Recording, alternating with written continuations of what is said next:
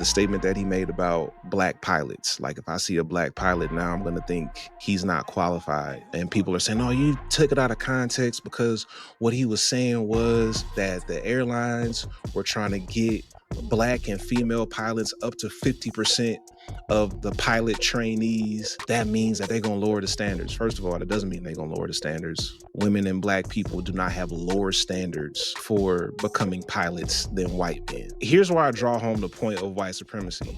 White men are 30% of the population, and they're 88% of US pilots. How did that happen? That's all I want somebody to answer. How did that happen?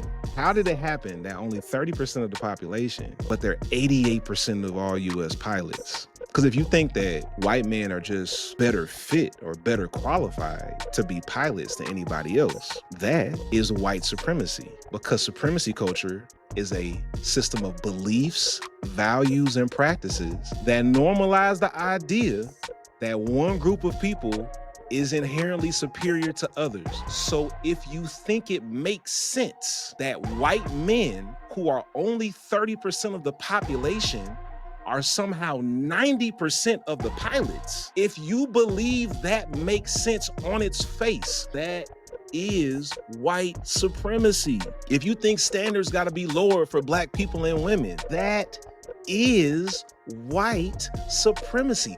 We don't even have to continue the conversation. How did it get like that? How did it get like that?